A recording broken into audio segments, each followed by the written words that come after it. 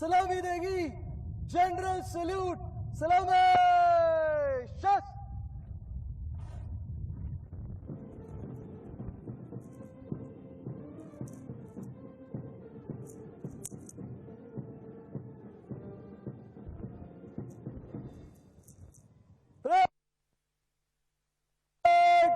बाजू शस्त्र।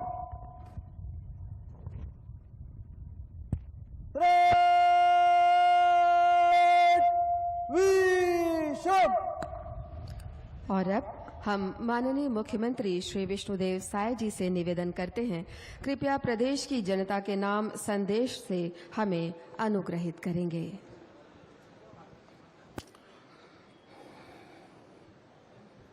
प्यारे प्रदेशवासियों, जय जोहार। आप सभी को स्वतंत्रता दिवस की बहुत बहुत शुभकामनाएं।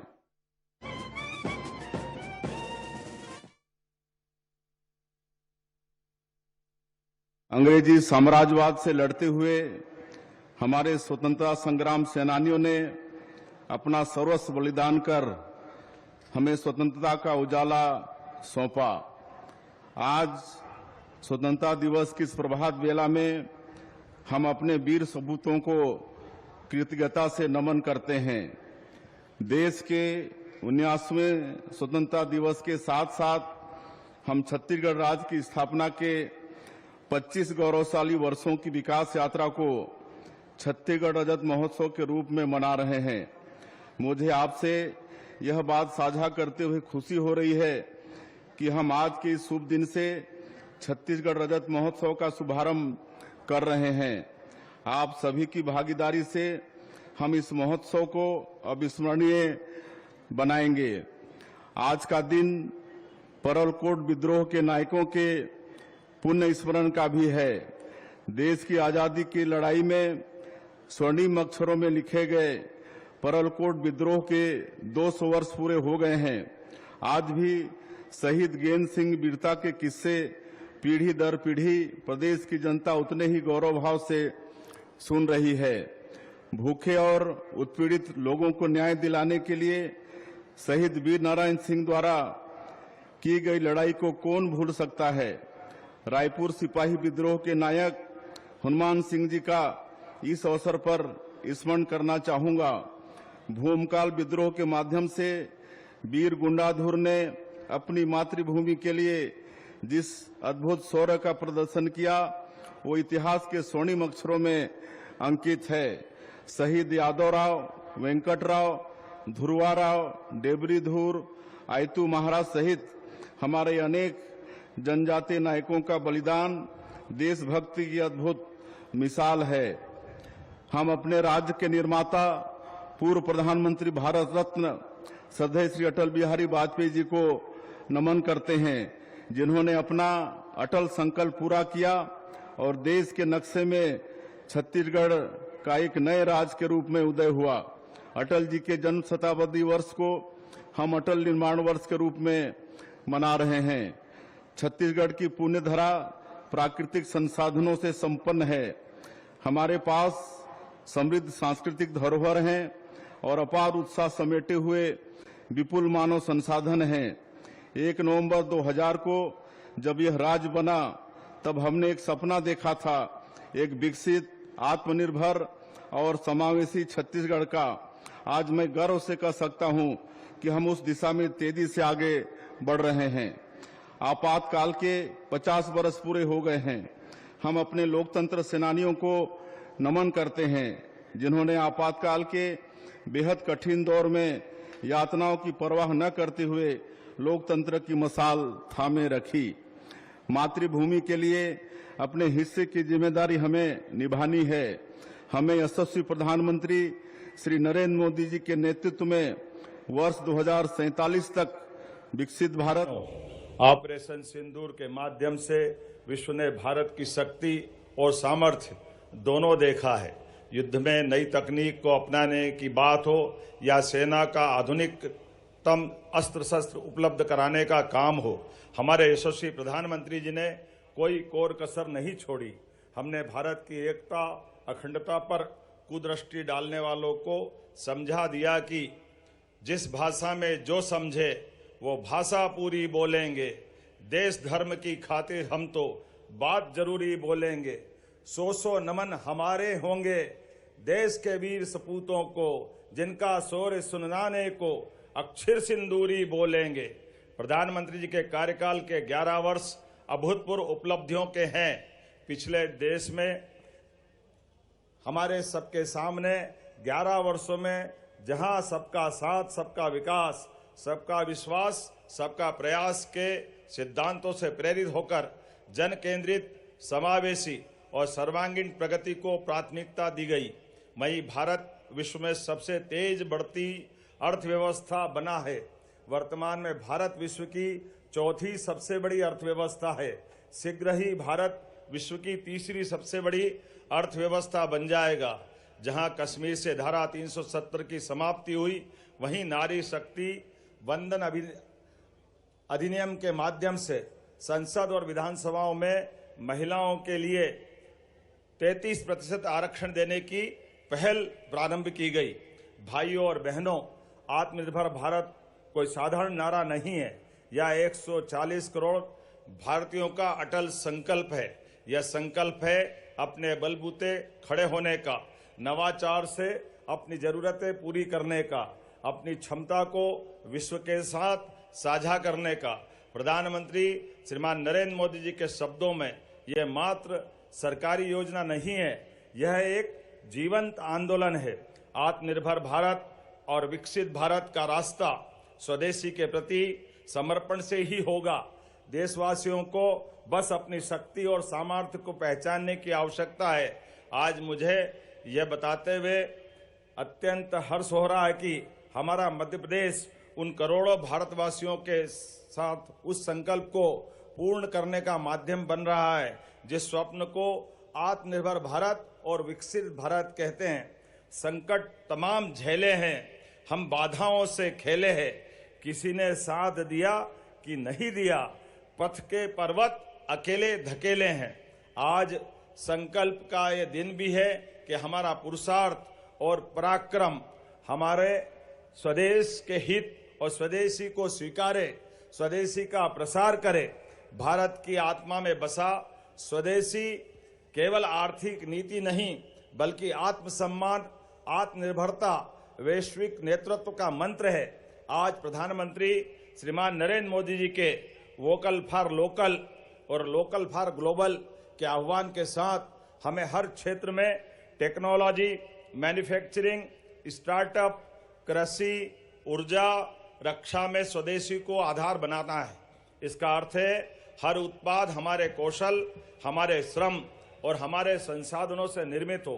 प्राकृतिक खेती से लेकर सेमीकंडक्टर मिशन तक, अंतरिक्ष अनुसंधान से लेकर स्वदेशी युद्धपोत निर्माण तक, हमें भारत को नवाचार और उत्पादन की अग्रिम पंक्ति में खड़ा करता है।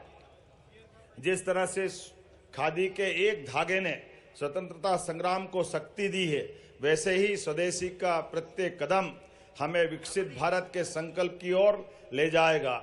मध्य प्रदेश का वर्ष 2025 का बजट प्रदेश के विकास और समृद्धि के लिए तैयार किया गया, जिसमें कोई नया कर नहीं लगाया गया है। यह राज्य सरकार का लक्ष्य बजट को दोगुना करने का है। मध्य प्रदेश की प्रति व्यक्ति आय 1,39,000 वार्षिक से बढ़कर 2024-25 में 1,52,000 हो गई है। यशस्वी प्रधानमंत्री श्रीमान नरेंद्र मोदी जी के मार्गदर्शन में मध्य प्रदेश सरकार ज्ञान अर्थात गरीब, युवा, अन्नदाता और नारी, इन 4 प्रमुख वर्गों के कल्याण के लिए संकल्पबद्ध है। मुझे इस बात की प्रसन्नता है, युवा कल्याण राज्य सरकार की प्राथमिकता है। प्रदेश में गठित स्वामी विवेकानंद युवा शक्ति मिशन के तहत कौशल विकास, प्रशिक्षण, नवाचार और खास करके शोध को बढ़ावा दिया जाएगा। प्रदेश के सभी शासकीय विभागों में 1 लाख पदों पर भर्तियां की जा रही है। आगामी 5 वर्ष में 2,50,000 भर्तियां करने का लक्ष्य निर्धारित किया गया है। देश के केंद्र में स्थित होने के कारण सभी दिशाओं में आसान पहुंच, कच्चे माल की उपलब्धता, कुशल मानव संसाधन लॉजिस्टिक सुविधा और उद्योग हितैषी 18 नीतियों के क्रियान्वयन से निवेशकों का भरोसा मध्य प्रदेश पर बढ़ा है। निवेश हितैषी औद्योगिक इकोसिस्टम के कारण मध्य प्रदेश के निर्यात में 6% की बढ़ोतरी हुई है। मध्य प्रदेश ने वर्ष 2025 को उद्योग एवं रोजगार वर्ष घोषित किया है। प्रदेश में 7 रीजनल इंडस्ट्री कॉन्क्लेव के बाद अब खनिज और पर्यटन जैसी कॉन्क्लेव लगातार आयोजित की जा रही है। भोपाल में पहली बार माननीय प्रधानमंत्री श्रीमान नरेंद्र मोदी जी के प्रमुख आतिथ्य में अनंत संभावनाओं की थीम पर ग्लोबल इन्वेस्टर समिट 2025 का आयोजन किया गया। निवेश संवर्धन क्षेत्र में भी हमने बड़ी उपलब्धियां हासिल की है। उद्योग संवर्धन की नीति हो या अलग अलग प्रकार की सहायता देने वाली, हमने सभी प्रकार के 15 नए औद्योगिक क्षेत्रों के लिए 2200 करोड़ और उद्यमियों को 5000 करोड़ से अधिक की सहायता राशि दी गई है। प्रदेश में 1000 औद्योगिक इकाइयों को भूमि आवंटन के आशय पत्र और आवंटन आदेश जारी किए गए हैं, जिसमें 40,000 करोड़ का निवेश 93,000 करोड़ से अधिक व्यक्तियों को रोजगार प्राप्त होने की संभावना है। स्वदेशी अभियान विकसित और आत्मनिर्भर मध्य प्रदेश की आधारशिला रख रहा है। रायसेन जिले के उमरिया गांव में BEML आधुनिक रेल कोच कारखाने और धार जिले में PM मित्र पार्क के माध्यम से इन प्रयासों को बल मिलेगा। मुझे इस बात की प्रसन्नता है, धार में PM मित्र पार्क से मध्य प्रदेश को टेक्सटाइल इंडस्ट्री में फार्म से फॉरेन तक की नई दिशा मिलेगी। केंद्र सरकार के जन विश्वास अधिनियम 2023 का अनुसरण करते हुए मध्य प्रदेश ने प्रदेश में ईज ऑफ लिविंग और डूइंग बिजनेस के लिए जन विश्वास बिल पारित कर अधिसूचित किया है। ऐसा करने वाला मध्य प्रदेश देश का प्रथम राज्य बना है। मध्य प्रदेश में 18 खेलों की 11 अकादमियां सेंटर ऑफ एक्सीलेंस के रूप में संचालित है। इनमें 80% खिलाड़ी प्रदेश से और 20% अन्य राज्यों से खिलाड़ी लिए गए हैं, ताकि एक भारत श्रेष्ठ भारत की भावनाओं को बढ़ावा दिया जा सके। कोई चलता है पद चिन्हों पर, कोई पद चिन्ह बनाता है, बस वही सूरमा वीर पुरुष दुनिया में पूजा जाता है। वर्ष 2025-26 में हमारे होनहारों ने खेल के मैदान में शानदार प्रदर्शन किया है।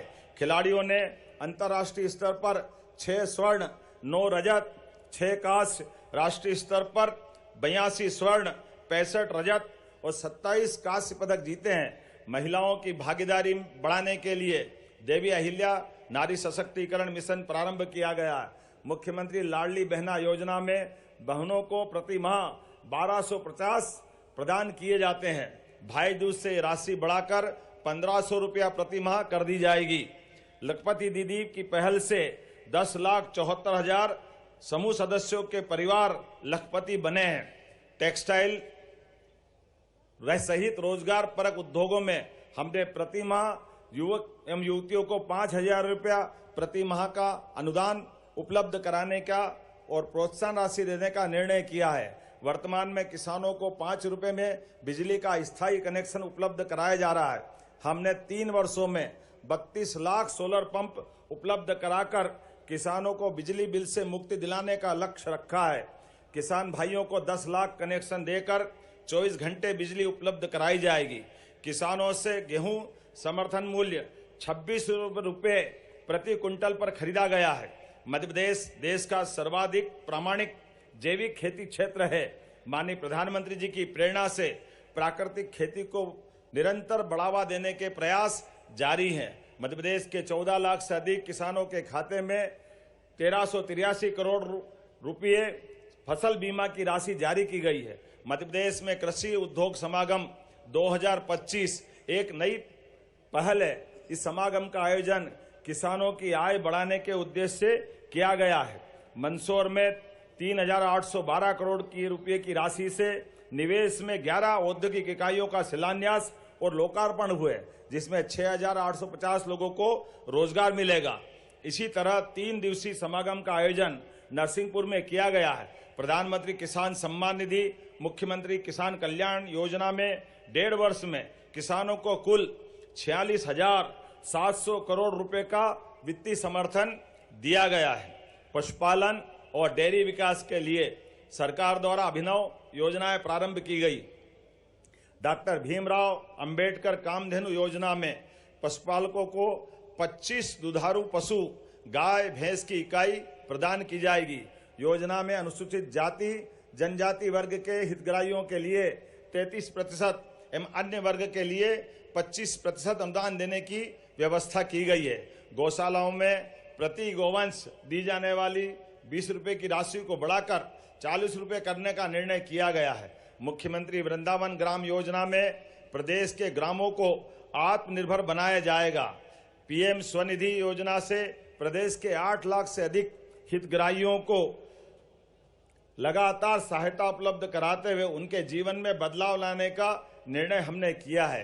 स्वामित्व 50,000 रुपए तक की ऋण राशि उपलब्ध कराकर स्वामित्व योजना के माध्यम से हमारे देश में मध्य प्रदेश प्रथम स्थान पर है। स्वामित्व योजना में 39 लाख से अधिक भू अधिकार पत्र वितरित किए गए हैं। श्रमिक हितों का संरक्षण हमारी प्राथमिकता है। श्रमिकों के लिए संबल योजना लागू है, जिसमें लगभग 1.25 करोड़ श्रमिक पंजीकृत है। श्रम कल्याण मंडल ने विभिन्न योजनाओं में 51 करोड़ की सहायता राशि दी गई है। अधिक से अधिक श्रमिकों के नियोजन और उद्योग की सुगमता के लिए कारखाना अधिनियम 1948, औद्योगिक विकास अधिनियम 1947 और खासकर श्रम का ठेका श्रम अधिनियम 1970 में भी संशोधन किए गए हैं। प्रदेश में 1 करोड़ 33 लाख परिवारों को निःशुल्क खाद्यान्न वितरण किया जा रहा है। हुकुमचंद मिल की तरह विभिन्न सरकारी और निजी संगठनों के बीच समन्वय तथा शहर के विस्तार को सही ढंग से नियंत्रित करने का भी काम करेगा। अब जमाना ई कॉमर्स का है, इसे प्रोत्साहित करने हमारी लॉजिस्टिक नीति विशेष रूप से उपयोगी होगी और प्रदेश में तेजी से इनलैंड कंटेनर डिपो तथा ड्राई पोर्ट में निवेश होगा। जब हमारे राज्य का गठन हुआ तब प्रदेश की अधोसंरचना औद्योगिक वातावरण के अनुकूल नहीं थी। छत्तीसगढ़ में निवेश की जो संभावनाएं पैदा हुई हैं, उसके पीछे एक दशक में इंफ्रास्ट्रक्चर प्रोजेक्ट्स पर हुए कामों की बड़ी भूमिका है। वर्ष 2030 तक हम उतनी ही रेल लाइन बिछा देंगे जितनी 1853 में रेलवे शुरू होने से लेकर वर्ष 2014 तक बिछाई गई थी। रावघाट से जगदलपुर केके लाइन का दोहरीकरण, तेलंगाना के कोठागुड़ेम से किरंदुल तक नई रेल परियोजनाएं बस्तर की भाग रेखा साबित होंगी। खरसिया से परमल कसा जाने वाली रेल लाइन प्रदेश के महत्वपूर्ण औद्योगिक केंद्रों को जोड़ेगी। नई रेल लाइनें विकसित भारत, विकसित छत्तीसगढ़ की धमनियां साबित होंगी। स्वामी विवेकानंद एयरपोर्ट रायपुर में हमने कार्गो सुविधा भी आरंभ की है। धनबाद और विशाखापट्टनम जैसे औद्योगिक केंद्रों को जोड़ने वाले एक्सप्रेसवे का निर्माण तेजी से हो रहा है। किसी प्रदेश की आर्थिक सेहत का अंदाजा इस बात से लगाया जा सकता है कि वहां बिजली की खपत कितनी है। हमारा प्रदेश जीरो पावर कट स्टेट है। हमारे राज्य में प्रति व्यक्ति ऊर्जा खपत 2211 यूनिट है, जबकि देश का औसत ऊर्जा खपत प्रति व्यक्ति 1255 यूनिट है। ऊर्जा आत्मनिर्भरता की दिशा में हमने बड़ा कदम उठाया है। हम हाफ बिजली से मुफ्त बिजली की ओर तेजी से बढ़ रहे हैं। प्रधानमंत्री सूर्य घर मुफ्त बिजली योजना ग्रीन एनर्जी के क्षेत्र में एक महत्वपूर्ण कदम है। इस योजना के माध्यम से आमजन अब बिजली उपभोक्ता से बिजली उत्पादनकर्ता बन रहे हैं। इस योजना के तहत सौर संयंत्रों की स्थापना पर केंद्र और राज्य सरकार द्वारा आकर्षक सब्सिडी दी जा रही है। 1 किलोवाट के सौर संयंत्र पर केंद्र सरकार द्वारा 30,000 रुपये और राज्य सरकार द्वारा 15,000 रुपये, इस प्रकार कुल 45,000 रुपये की सब्सिडी दी जा रही है। 2 किलोवाट पर केंद्र द्वारा 60,000 रुपये और राज्य द्वारा 30,000 रुपये, इस प्रकार कुल 90,000 रुपये तथा 3 किलोवाट का सौर संयंत्र लगाने पर केंद्र सरकार द्वारा 78,000 रुपये और राज्य सरकार द्वारा 30,000 रुपये, इस प्रकार कुल 1,08,000 रुपये की सब्सिडी दी जा रही है। मैं प्रदेश की जनता से आग्रह करता हूं कि इस योजना का त्वरित लाभ उठाएं। स्वच्छ ऊर्जा केवल पर्यावरण का विकल्प नहीं अपितु वर्तमान समय की आर्थिक और रणनीतिक आवश्यकता भी है। सुशासन हमारी सर्वोच्च प्राथमिकता है। हमने ई ऑफिस प्रणाली को सभी विभागों में कार्यान्वित किया है। फाइलें अब ऑनलाइन मूव हो रही हैं। इन पर निश्चित समय में निर्णय लिए जा रहे हैं और हर स्तर पर पारदर्शिता सुनिश्चित हो रही है। हमने सरकारी खरीदी में पारदर्शिता लाने जेम पोर्टल को अपनाया है। भ्रष्टाचार के मामलों की ईओडब्ल्यू द्वारा पूरी तत्परता से जांच की जा रही है। पब्लिक पॉलिसी में युवाओं को आगे लाने हमने मुख्यमंत्री सुशासन फेलोशिप योजना आरंभ की है। इसके जरिए युवा आईआईएम रायपुर में 2 वर्षीय फेलोशिप कर रहे हैं। सुशासन तिहार के माध्यम से हम आपके गांव, आपके मोहल्ले तक पहुंचे। वहां हितग्राहियों के चेहरे की खुशी और उत्साह देकर लगा कि हमारी मेहनत सार्थक हुई है। सुशासन तिहार में 41 लाख से अधिक आवेदन आए और इनमें से अधिकतर आवेदनों का हमने गुणवत्तापूर्ण निराकरण किया है। भ्रष्टाचार तब पनपता है जब आम जनता को कार्यालयों के बार बार चक्कर काटने पड़ते हैं। यह तब ठीक होता है जब जनता को कार्यालय जाने की जरूरत ही न पड़े। हमने रजिस्ट्री से संबंधित 10 क्रांतिकारी पहल की है। अब ऑनलाइन रजिस्ट्री की सुविधा भी हमने सुनिश्चित की है। रजिस्ट्री के साथ ही अब नामांतरण भी हो जाता है। आधार प्रमाणीकरण के चलते किसी तरह की धोखाधड़ी की आशंका नहीं रहती। रजिस्ट्री से संबंधित दस्तावेज बनाने आम नागरिकों को कानूनी विशेषज्ञों की भी जरूरत नहीं। पारिवारिक दान, हक त्याग और बंटवारा अब केवल 500 रुपये शुल्क में हो जाता है। हमने छत्तीसगढ़ भू राजस्व संहिता संशोधन विधेयक के माध्यम से नियमों को सरल किया है। 5 डिसमिल से कम कृषि भूमि की रजिस्ट्री नहीं होगी। इसका उद्देश्य अवैध प्लाटिंग और जमीन को छोटे टुकड़ों में बांटकर बिक्री पर रोक लगाना है। जन विश्वास विधेयक पारित करने वाले हम अग्रणी राज्य हैं। हमने जन विश्वास विधेयक के माध्यम से राज्य के 8 अधिनियमों के 163 प्रावधानों में संशोधन किया है। छोटे छोटे प्रकरणों में कोर्ट का बहुमूल्य समय नष्ट होता है और नागरिकों का भी काफी समय इसमें बर्बाद होता है। आम नागरिकों और कारोबारियों द्वारा किए गए छोटे छोटे तकनीकी उल्लंघन अब अपराध की श्रेणी में नहीं आएंगे। विकसित छत्तीसगढ़ का नेतृत्व युवा शक्ति के हाथों में होगा। युवाओं के लिए शासकीय पदों में भर्ती पर सरकार तेजी से काम कर रही है।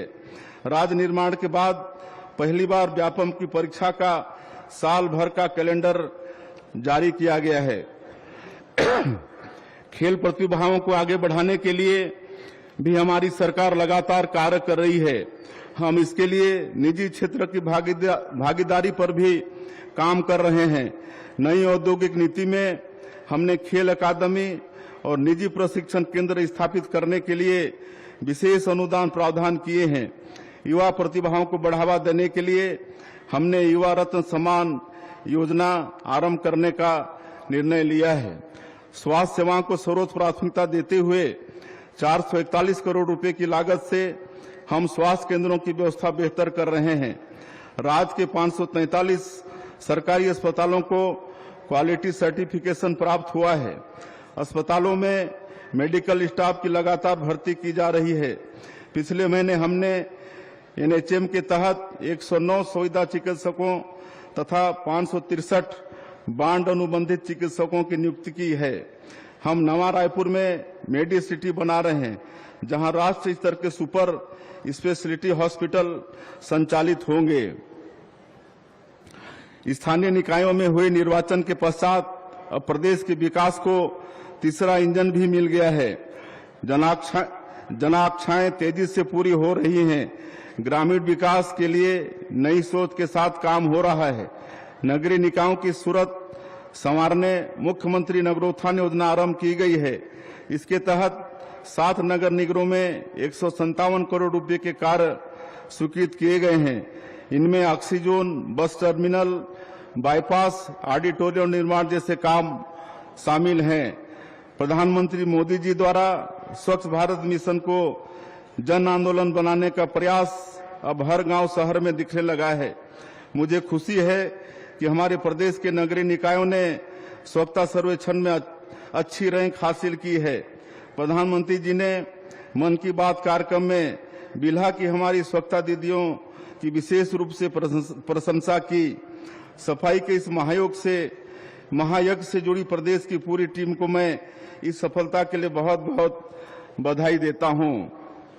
हमारी सरकार शहरों के साथ साथ गांवों में भी बुनियादी सुविधाओं के विस्तार के लिए लगातार काम कर रही है। मुख्यमंत्री ग्रामीण बस सेवा योजना को प्रथम चरण में हम बस्तर और सरगुजा संभाग में शुरू करने जा रहे हैं। इन बसों का संचालन स्थानीय लोग ही करेंगे। इससे ग्रामीणों की आवाजाही आसान होगी और उनकी रोजमर्रा की परेशानियां दूर होंगी। हम बोध घाट बहुउद्देशीय परियोजना पर आगे बढ़ रहे हैं। 50,000 करोड़ रुपए की इस परियोजना के माध्यम से 200 मेगावाट बिजली के उत्पादन के साथ ही लगभग 7 लाख हेक्टेयर क्षेत्र में सिंचाई सुविधा का विस्तार होगा। प्रदेश में सिंचाई सुविधाओं के विस्तार के लिए 9 सिंचाई परियोजनाओं में 522 करोड़ रुपए की राशि से सुधार कार्य कराया जा रहा है। हम जनजातीय समाज के उत्थान के लिए अनेक कदम उठा रहे हैं। तेंदुपत्ता संग्राहकों को दी जाने वाली संग्रहण राशि 4,000 रुपये से बढ़ाकर 5,500 रुपया कर दी गई है। इससे 12.5 लाख तेंदुपत्ता संग्राहक परिवारों के 50 लाख लोग लाभान्वित हो रहे हैं। वनांचल में रहने वाले लोगों के लिए तेंदुपत्ता हरा सोना है। तेंदुपत्ता संग्रहण के दौरान संग्राहकों के पैरों में छाले न पड़े, कांटे न चुभें, इसके लिए हमने चरण पादुका योजना फिर से शुरू की है। यह योजना तेंदुपत्ता संग्राहकों की सुरक्षा, सम्मान और अंत्योदय का सुंदर उदाहरण है।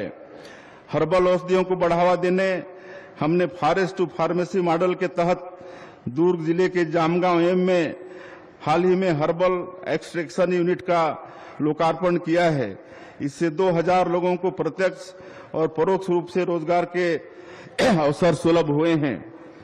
सांस्कृतिक धरोहर के संरक्षण को प्रोत्साहित करने हमारी सरकार ने बैगा, गुनिया, सिरहा लोगों को 5,000 रुपये की सालाना सम्मान निधि प्रदान करने का निर्णय लिया है।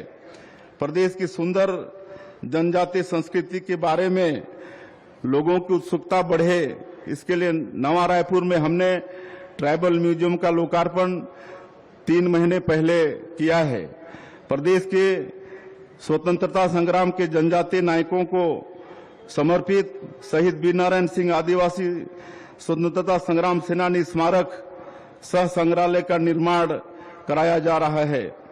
बस्तर की जनजातीय संस्कृति की झलक देश दुनिया को दिखाने हमने बस्तर पंडुम का आयोजन किया। बस्तर अब वैश्विक पर्यटन मानचित्र में है। बस्तर के धुड़मा रास को यूएन पर्यटन संगठन ने सर्वश्रेष्ठ पर्यटन गांव के रूप में चुना है। होम स्टे को प्रोत्साहित करने हमने छत्तीसगढ़ होम स्टे नीति बनाई है। अपनी प्राकृतिक संपदा को न केवल हम सहेजे हुए हैं अपितु उसका निरंतर संवर्धन भी कर रहे हैं। वन पारिस्थिति की सेवा को चीता प्रोजेक्ट के तहत कुल्लू में 26 चीते मौजूद हैं और गांधी सागर अभयारण्य में चीतों का नया घर तैयार है। वहां चीतों की बसाहट भी कर दी गई है। वन्य जीव पर्यटन के लिए ओंकारेश्वर और जहानगढ़ अभयारण्य विकसित किए जाएंगे तथा पचमढ़ी अभयारण्य को राजा भभूत सिंह के नाम पर किया जाएगा। प्रदेश में नदियों के संरक्षण के लिए गंगोत्री हरित योजना शुरू की गई है, जिसके तहत लगभग 100 नदियों के उद्गम स्थल पर 10-10 एकड़ भूमि में 42 करोड़ रुपए की लागत से करीब 2.5 लाख पौधों का रोपण किया जा रहा है। प्रदेश में पर्यटन को बढ़ावा देने के लिए पीएम श्री पर्यटन वायु सेवा, ग्रामीण संस्कृति से पर्यटकों को जोड़ने के लिए ग्रामीण पर्यटन परियोजना चलाई जा रही है, जिसके तहत 121 गांवों में 241 होम स्टे विकसित किए गए हैं। हाल ही में यूनेस्को ने भोजपुर को अपनी सूची में जोड़ा है। ग्वालियर को क्रिएटिव सिटी ऑफ म्यूजिक का दर्जा दिया गया है। अब मध्य प्रदेश में 3 स्थायी, 15 टेंटेटिव, कुल मिलाकर 18 यूनेस्को धरोहरें हैं, जो देश में सर्वाधिक है। मध्य प्रदेश में सांस्कृतिक अभ्युदय का नया दौर चल रहा है। पिछले 1.5 वर्ष में प्रदेश में मकर संक्रांति से लगाकर गीता जयंती तक अनेक पर्व त्योहार सरकार और समाज ने मिलाकर मनाए हैं। कुल 1450 किलोमीटर लंबे श्रीराम वन गमन पथ और श्री कृष्ण की लीलाओं से जुड़े तीर्थ स्थलों को जोड़ते हुए श्री कृष्ण पाथे का निर्माण किया जाएगा। सीमास्थ 2028 अभूतपूर्व होगा। छिप्रा पर 30 किलोमीटर की लंबाई के घाट बनाए जा रहे हैं। इससे सीमास्थ के दरमियान 24 घंटे में लगभग 5 करोड़ श्रद्धालु स्नान कर सकेंगे। छिप्रा का जल निर्मल और प्रवाहमान बनाए रखने के लिए सेवरखेड़ी सिलारखेड़ी परियोजना, शुद्धिकरण के लिए कान डाइवर्सन क्लोज डक्ट परियोजना को विकसित किया जा रहा है। प्रधानमंत्री श्रीमान नरेंद्र मोदी जी के नेतृत्व में ऑपरेशन सिंदूर ने भारतीय सेनाओं के अप्रतिम साहस को दुनिया के सामने रखा है। हम अत्यंत गर्व के साथ कह सकते हैं, सेना के सम्मान में मई माह में प्रदेश भर में तिरंगा यात्राएं निकाली गई। रोशनी होगी, चिरागों को जलाए रखना, ये बात हवाओं को बताए रखना। लहू देकर हिफाजत वीरों ने की, ऐसे तिरंगे को दिल में बसाए रखना। देश में आस्था से अर्थव्यवस्था तक, परंपरा से प्रौद्योगिक तक, सुविधा से सरोकार तक, कृषि से उद्योग तक, नौकरी से स्टार्टअप तक, हर क्षेत्र में नए नए कीर्तिमान रचे जा रहे हैं। मध्य प्रदेश ने स्थापना से लेकर अब तक विकास यात्रा के अनेक पड़ावों को सफलतापूर्वक प्राप्त किया है। प्रदेश की प्रगति के निर्णयों को नागरिकों का व्यापक समर्थन मिल रहा है और हम विकास की दिशा में तेजी से आगे बढ़ रहे हैं। आप सभी के सहयोग से यह विकास का कारवां निरंतर आगे बढ़ता रहेगा, इसका मुझे पूर्ण विश्वास है। अभी तो असली उड़ान बाकी है, अभी तो कुछ प्रतिमान बाकी है, अभी तो हमने पर्वतों को पार किया है, अभी तो आसमान बाकी है। जय हिंद, जय भारत, भारत माता की। धन्यवाद सर। परेड सावधान, परेड 3 बार राष्ट्रपति जी की जगह नारी जाएगी। राष्ट्रपति जी की, राष्ट्रपति जी की, राष्ट्रपति जी की।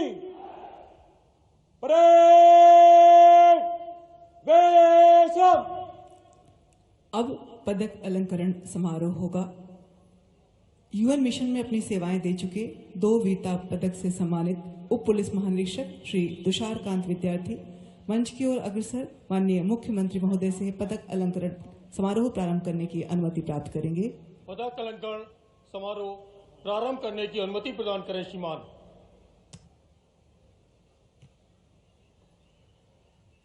मध्य प्रदेश पुलिस, जेल विभाग, होमगार्ड के विभिन्न अधिकारियों ने कर्तव्य क्षेत्र में विशेष दक्षता का प्रदर्शन करते हुए प्रतिमान स्थापित किए हैं। उन्हें विभिन्न श्रेणियों के पदकों से अलंकृत किया जा रहा है। आज स्वतंत्रता दिवस स्थिरता को अनिवार्य माने, हर नवाचारी सबसे पहले भारत के बारे में सोचे, हर किसान पर्यावरण अनुकूल समावेशी कृषि को अपनाए, हर क्षेत्र निर्भरता से आत्मनिर्भरता की ओर बढ़े। प्रधानमंत्री जी ने वर्ष 2047 तक विकसित भारत के निर्माण का लक्ष्य रखा है। इसी दिशा में हमने छत्तीसगढ़ अंजोर विजन डॉक्यूमेंट के रूप में एक ऐसा रोड मैप तैयार किया है जिसके माध्यम से हम विकसित छत्तीसगढ़ के लक्ष्य को साकार करेंगे। छत्तीसगढ़ देश का दूसरा राज्य है जिसने विजन डॉक्यूमेंट तैयार किया है। इसमें हमने निकटवर्ती, मध्यवर्ती और दीर्घकालीन लक्ष्य रखे हैं। इन्हें प्राप्त करने हमने सामाजिक आर्थिक विकास के 13 थीम चुने हैं और इनके क्रियान्वयन के लिए 10 मिशन तैयार किए हैं। रायपुर में शीघ्र ही पुलिस आयुक्त प्रणाली लागू की जाएगी जिससे पुलिस व्यवस्था और अधिक मजबूत होगी। छत्तीसगढ़ राज्य को संवारने के लिए आप सभी के सहयोग से हम दृढ़ संकल्प के साथ निरंतर आगे बढ़ रहे हैं। जयशंकर प्रसाद जी की पंक्तियां मुझे याद आती हैं, इस पथ का उद्देश्य नहीं श्रांत भाव में टिक रहना, किंतु पहुंचना उस सीमा पर जिसके आगे राह नहीं। गोस्वामी तुलसीदास जी का राम काज किन्हे बिनु मोहि कहाँ विश्राम हमारा आदर्श वाक्य है। पंडित दीनदयाल उपाध्याय जी के अंत्योदय के सिद्धांत हमारे पथ प्रदर्शक हैं। हमारे राज्य के निर्माता श्रद्धेय अटल जी के सुशासन का दृढ़ संकल्प हमें शक्ति देता है। हम निश्चित ही जन जन की सहभागिता से विकसित छत्तीसगढ़ के निर्माण के लक्ष्य को साकार करेंगे। आइए हम सब छत्तीसगढ़ राज्य की स्थापना के इस रजत जयंती वर्ष में स्वतंत्रता दिवस के पावन अवसर पर विकसित भारत विकसित छत्तीसगढ़ का संकल्प लें। सभी स्वतंत्रता संग्राम सेनानियों को पुनः शत शत नमन, हमारे वीर जवानों का अभिनंदन। आप सभी को स्वतंत्रता दिवस की पुनः बहुत बहुत बधाई। राम राम, जय भारत, जय छत्तीसगढ़।